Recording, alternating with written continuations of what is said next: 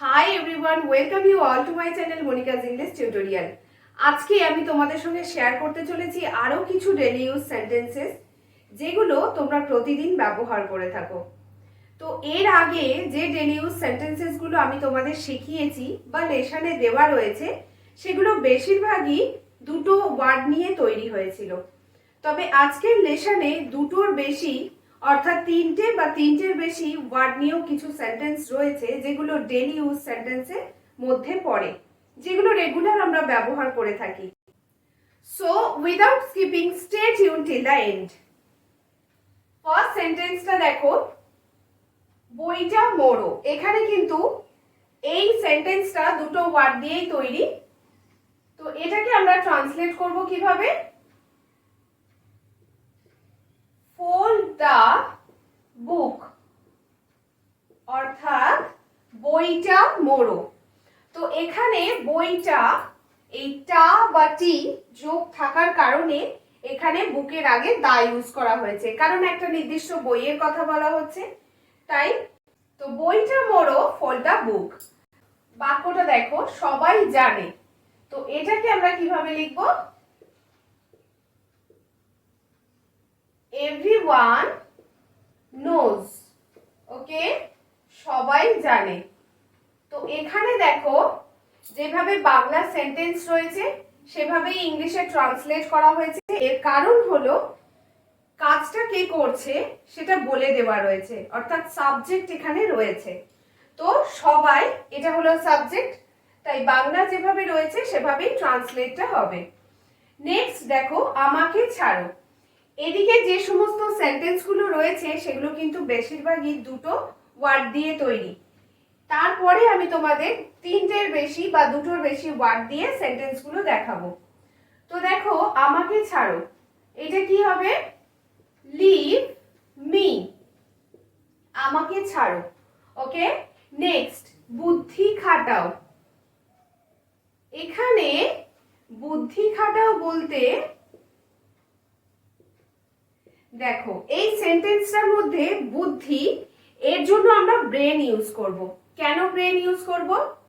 তো সেন্টেন্সটার মধ্যে বুদ্ধি খাটাও বলতে ব্রেন ইউজ করা এই কারণেই হচ্ছে কারণ মাথা খাটানোর কথা বলা হচ্ছে।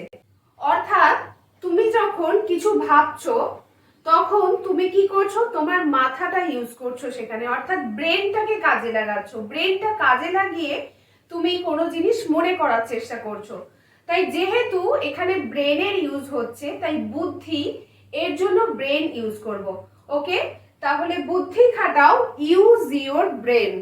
এখানে ইওর এটা থাকবে। তো এরকমই আমরা যখনই কাউকে বলি বুদ্ধি খাটাও, তো তখন তার ব্রেনকে ইউজ করতে বলা হচ্ছে, তাই যাকেই বলছি তার ক্ষেত্রে ইওর ব্রেন ইউজ হবে। ওকে, তাহলে বুদ্ধি খাটাও, ইউজ ইওর ব্রেন। নেক্সট, ভিতরে আসতে দাও। কি হবে? Let me come in. Okay, let me come in, ভিতরে আসতে দাও। কিন্তু যদি সেন্টেন্সটার মধ্যে আমরা এত বড় সেন্টেন্সটাকে না বলে যদি বলি আসতে দাও, তো তখন সেক্ষেত্রে কি হবে?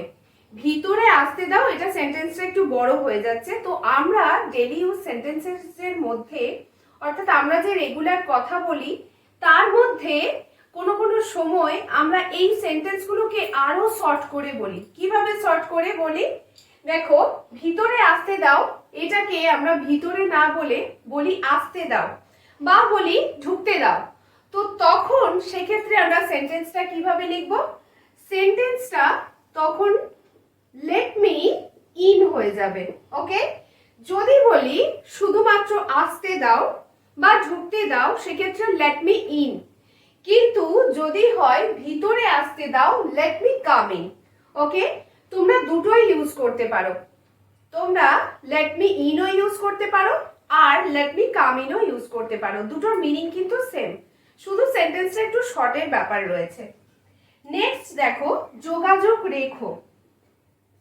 তো যোগাযোগ রেখো, এখানে কি বলবো?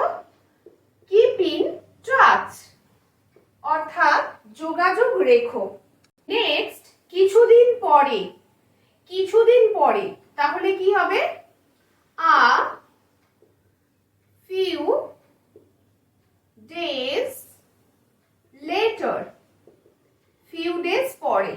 এখানে লেটার বলতে LATER লেটার মানে পরে বোঝানো হচ্ছে। ওকে, তাহলে কিছুদিন পরে, a few days later। তোমরা কিছু মিনিট পরে যদি হয় তাহলে কি হবে? a few minutes later। যদি এটা হয় যে কিছুক্ষণ পরে তাহলে সেক্ষেত্রে কি হয়? a few moments later। Okay, next দেখো, আবার এখানেই আরেকটা রয়েছে কিছুদিনের মধ্যে, অর্থাৎ কিছুদিন পরে a few days later, কিন্তু পরের জায়গায় যদি মধ্যে থাকে তাহলে কি করব? তখন তার আগে শুধুমাত্র একটা ইন ব্যবহার করব। In a few days. Okay, কিছুদিনের মধ্যে। তোমরা এখানে ইনের বদলে আরো একটা ওয়ার্ড ইউজ করতে পারো, সেটা কি? Within. Within a few days, কিছুদিনের মধ্যে। ওকে, তাহলে তোমরা ইন আ ফিউ ডেজও বলতে পারো, কিছুদিনের মধ্যে। আবার তোমরা ইনের বদলে উইদিন আ ফিউ ডেজও বলতে পারো। নেক্সট, ছোট করে বলো। তাহলে এটাকে কিভাবে বলবো? টেল ইট ব্রিফলি। দেখো এখানে ছোট করে বলো, ছোট করা অর্থাৎ সেটাকে সংক্ষিপ্ত করে বলতে বলা হচ্ছে। তাহলে সংক্ষিপ্ত করা এর জন্য আমরা ব্রিফ কথাটা ইউজ করব। তাহলে ব্রিফ মানে সংক্ষিপ্ত করা। তো সংক্ষিপ্ত করে বলো, যেটাকে আমরা জেনারেলি বলে থাকি ছোট করে বলো, তখন সেখানে কি বলা হবে? ইংলিশটা হবে টেল ইট ব্রিফলি। ওকে, এবার দেখো যে সেন্টেন্সগুলো রয়েছে সেগুলো দুটো বা দুটোর বেশি, তিনটে বা তিনটের বেশি সেন্টেন্স দিয়েও তৈরি।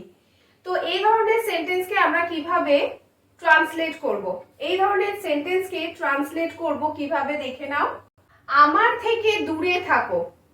তো আমার থেকে দূরে থাকো এই সেন্টেন্সটা কিভাবে ট্রান্সলেট করছি আগে দেখো। দূরে থাকো অর্থাৎ থাকার জন্য প্রথমে স্টে ইউজ করব, তারপর কি হবে? স্টে অ্যাওয়ে, অর্থাৎ দূরে থাকো, stay away from me. Stay away from me, আমার থেকে দূরে থাকো। তো সেন্টেন্সটা আমরা কিভাবে ট্রান্সলেট করলাম দেখো। সেন্টেন্সটা ট্রান্সলেট করেছি যেভাবে রুলস ছিল। কি রুলস ছিল? লেফট থেকে রাইটে।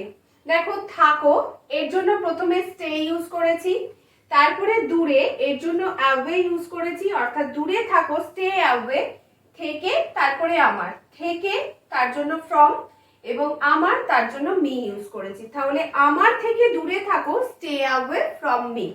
ওকে, নেক্সট দেখো, পাতাটা দুভাগে ভাঁজ করো। তো এখানে কি হবে? এখানে ভাঁজ করার জন্য আমরা ফোল্ড ইউজ করব। তাহলে কি লিখব? Fold the paper, fold the paper in half, অর্থাৎ অর্ধেক করা। দুভাগে ভাঁজ করার কথা বলা হচ্ছে, তাই হাফ ইউজ করা হলো। তো এখানে সেন্টেন্সটা কিভাবে ট্রান্সলেট হলো? পাতাটা দুভাগে ভাঁজ করো, fold the paper in half. এখানে সেন্টেন্সটা ট্রান্সলেট হওয়ার সময় দেখো দুভাগে এই কথাটা ইংলিশ ট্রান্সলেশনে একেবারে শেষে চলে যাচ্ছে। তাহলে কিভাবে হচ্ছে? পাতাটা ভাঁজ করো, fold the paper in half. Okay, next, আমাকে একা ছেড়ে দাও। তো এটাকে আমরা কিভাবে লিখব? Leave me alone. Okay, leave me alone মানে আমাকে একা ছেড়ে দাও। ছেড়ে দাও এর জন্য লিভ ইউজ করব, তারপর আমাকে, মি, অর্থাৎ আমাকে ছেড়ে দাও, লিভ মি, তারপরে একা, অ্যালোন ইউজ করব। ওকে, লিভ মি অ্যালোন। নেক্সট, কথা বলা বন্ধ করো। এখানে সেন্টেন্সটা দেখে মনে হচ্ছে অনেকটা বড়, কিন্তু ট্রান্সলেটের সময় একটু খেয়াল করো,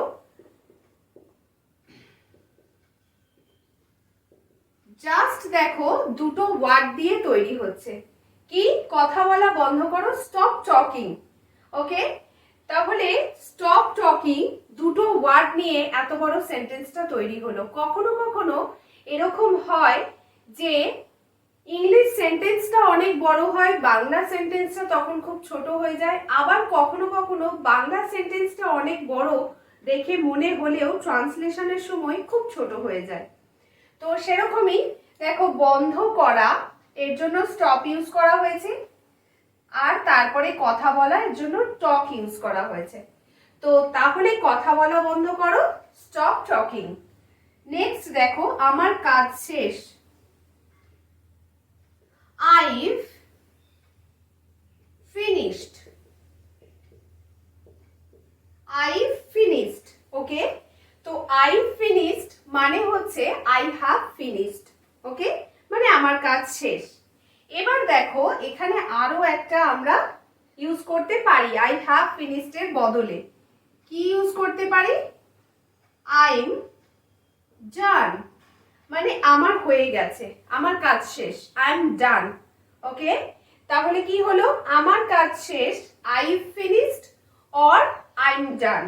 ওকে, নেক্সট, আবার পরে দেখা হবে। তবে তোমরা এখানে দেখো, যখন I have বা I am লিখেছি, প্রোনাউন্সিয়েশনটা যখন করছি তখন কিন্তু একটু শুনতে অন্যরকম লাগছে। কিরকম লাগছে? কিছুটা নেটিভদের মতো।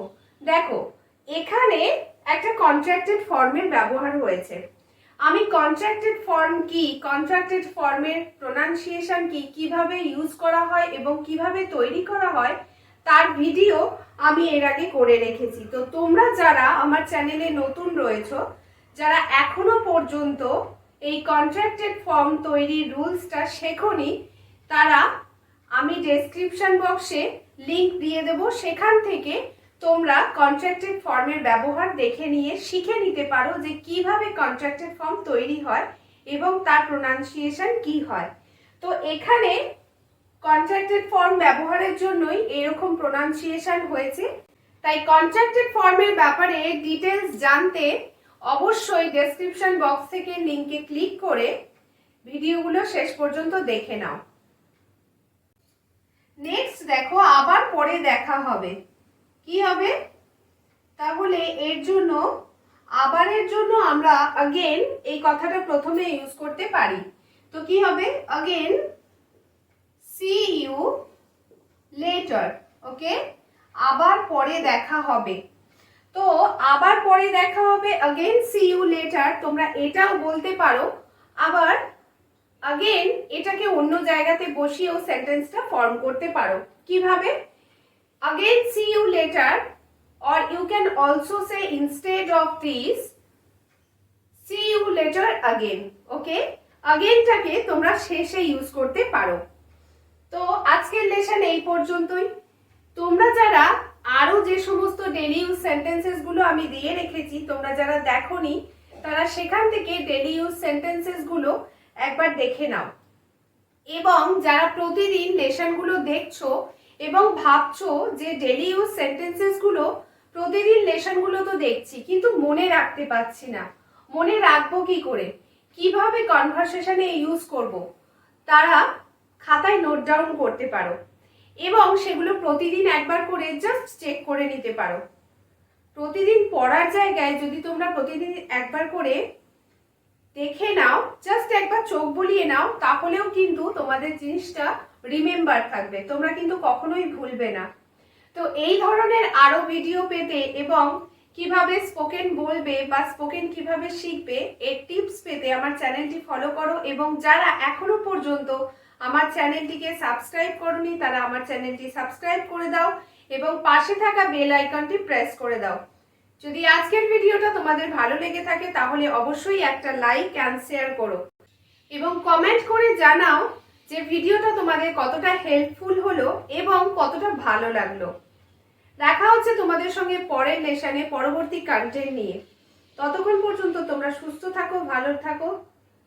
Again see you later. Tata, bye bye.